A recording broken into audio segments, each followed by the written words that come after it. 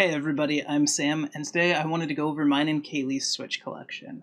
About a year ago, I started making videos going over my game collection, and since starting that, I've started dating Kaylee, or Sheikykins on Twitch. And as you can see, combining our collection has made it rather big. So today we're going to focus on what Switch games we have physically in 2023.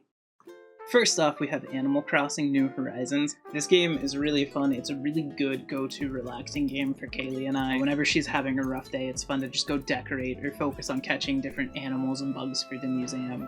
It is like really good cozy vibes, and I'm sure there's tons of footage going on of all the cute things you can do in the game. I've recently started the Happy Homes decorating DLC, and you basically just get to decorate as much as you want endlessly. It's pretty fun. There's a lot to do in this game, whether it's collecting bugs, fossils, or fish for the museum, going to the coffee shop, looking at an art gallery, decorating homes, hanging out with your silly villagers. It's a great, cozy, happy vibe, and I definitely recommend it if you need a good cozy game. It's very cozy and a good time with friends. I enjoy it a lot. Next up, we have Bayonetta 2.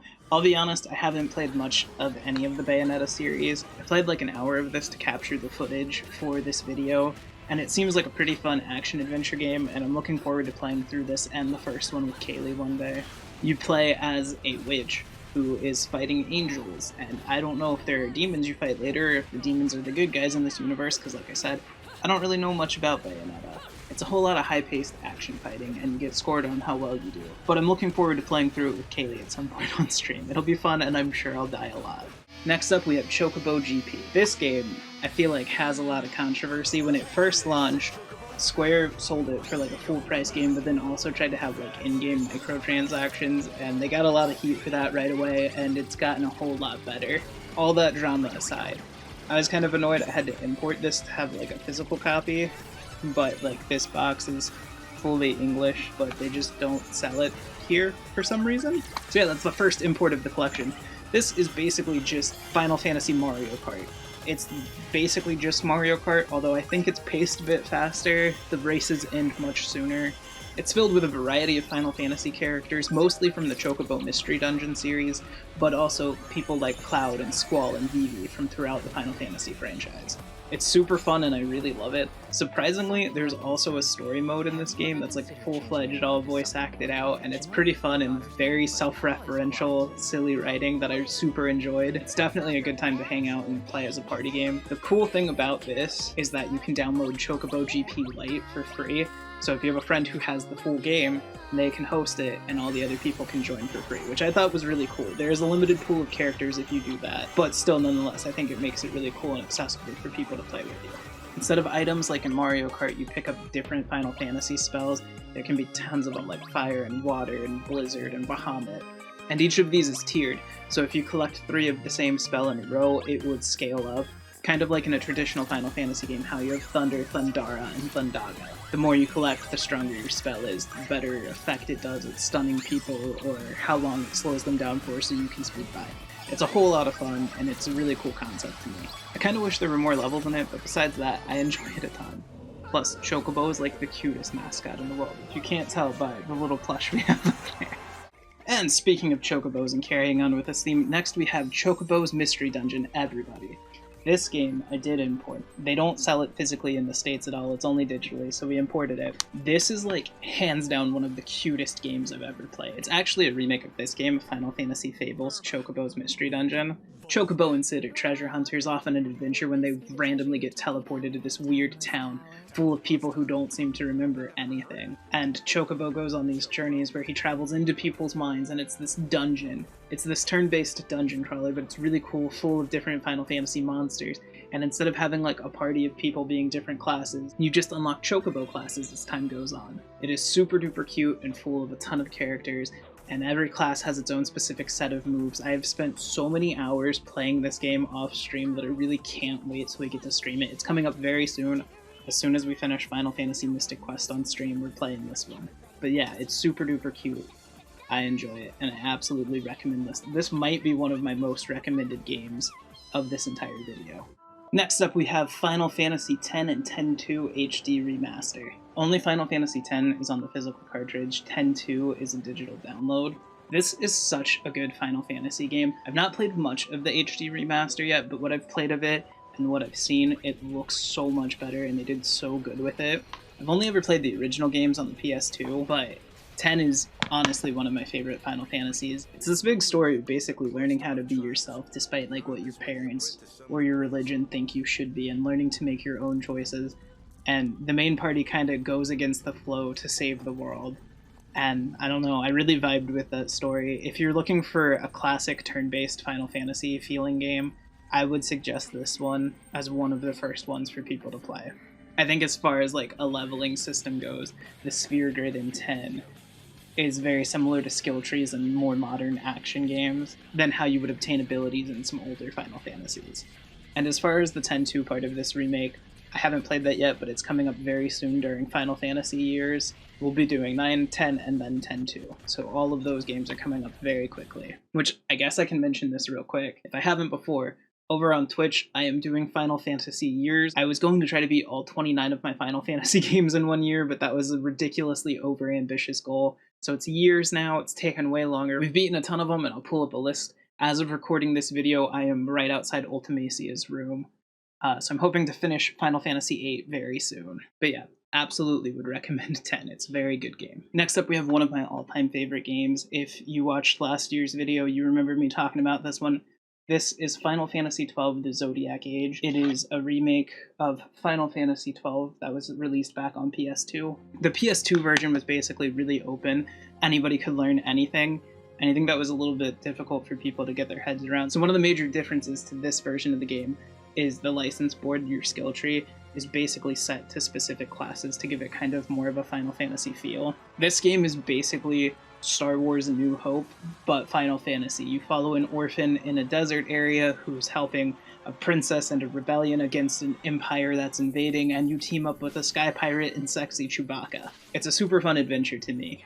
I do some programming on the side, and I super enjoy the Gambit system. It's a little difficult to get your head around it, but it's super cool once you do. You basically have a lot of options and conditions to tell your parties to perform whatever action or skill they have access to. A really common use, I would say, is you can be like, if my party member's health falls beneath 75%, use Cure, and they'll automatically heal, but you can get really complicated, cool things with that. And you can have like an almost fully automated game if you want, which I thought was really cool. Instead of traditional level grinding like a lot of old Final Fantasy games had, this one had a completely optional hunting side quest where you do bounty hunts for really rare monsters and stuff that pop up, and that was a really cool way to make grinding more fun in my opinion, and a good way to also get loot. I'm not sure if I would say I recommend this one to people who are new to the series, but if you're looking for a Final Fantasy you've never tried, I would absolutely suggest it. Next up, we have another import. This is Final Fantasy Crystal Chronicles. This is, again, another game that won't sell physically here. One thing to note with this, it does not translate the game for you. Like, Chocobo Mystery Dungeon, that one was all automatically translated to English. All the voice acting was English, and it just adopted the localization of my Nintendo.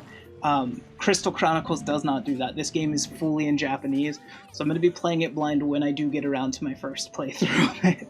Crystal Chronicles was a remake of a GameCube game. It's a very weird style. It's absolutely designed to be multiplayer.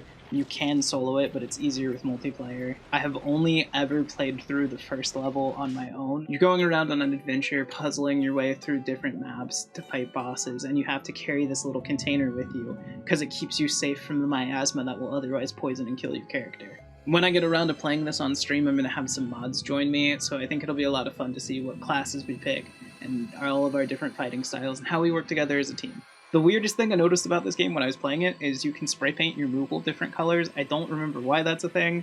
I'm sure there's probably some like magic point to it, but yeah, this was the game where you can spray paint Moogles apparently. Next on the list is Hyrule Warriors Definitive Edition. If you are a completionist, this game is going to give you severe anxiety. There's so much to do.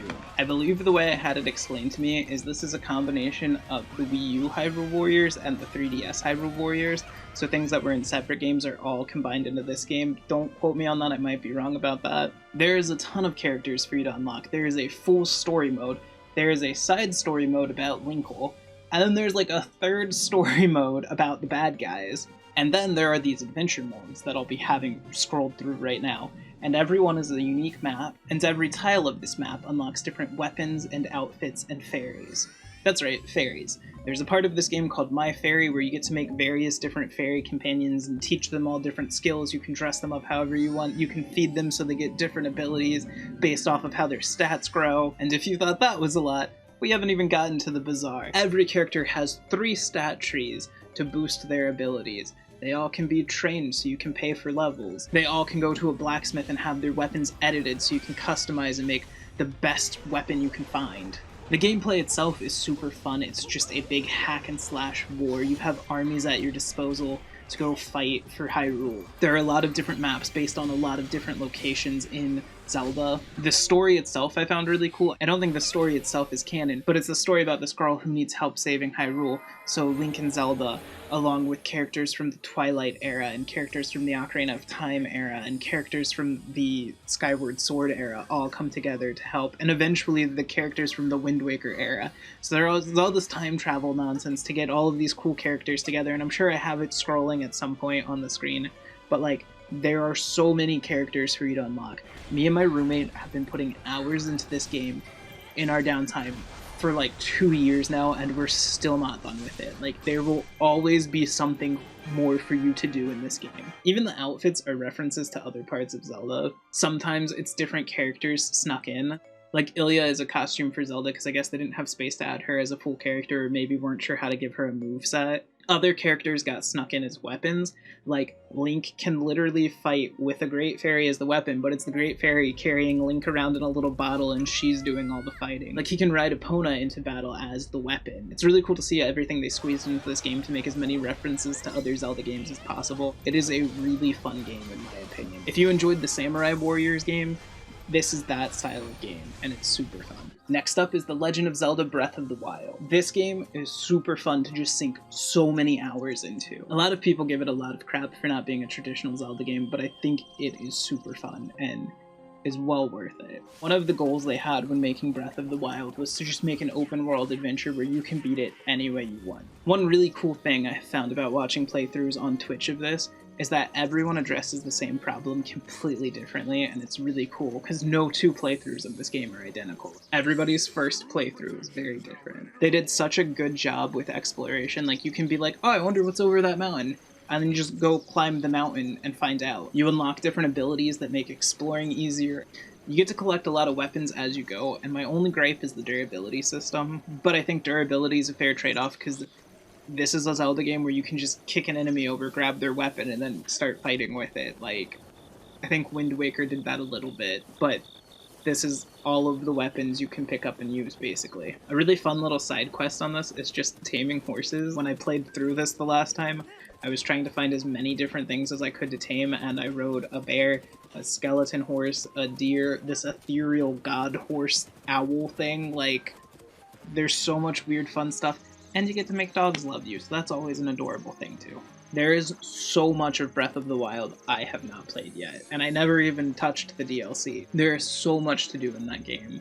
I absolutely recommend it. Next on the list, we have The Legend of Zelda Link's Awakening, and we actually have 2 of these because both me and Kaylee have a copy of it. Link's Awakening is a remake of a classic old Game Boy game. I really enjoy it. I think the art style of this game is super cute. Link's Awakening is one of my favorite old Zelda games. Link finds himself on a random island and is trying to figure out how to get home. There's a ton of references in this game to like Mario characters and Kirby and some others. One thing I really enjoyed about this remake was a quality of life update. In the original Game Boy version, you had to pause the menu and switch items to A and B constantly because on the old Game Boy you only had 2 buttons. On the Switch version, certain items are mapped to specific buttons. So like the sword will always be B, for instance. You didn't have to switch to a power bracelet to pick up heavy things, it's just automatically passively there after you get it. Little things like that made playing it again more fun and less of a hassle. I personally really enjoy the art style and all the little things you can do in that game. I think the minigames got a big overhaul during this remake, and while those aren't necessary, it makes exploring Koholint Island and doing extra stuff more fun.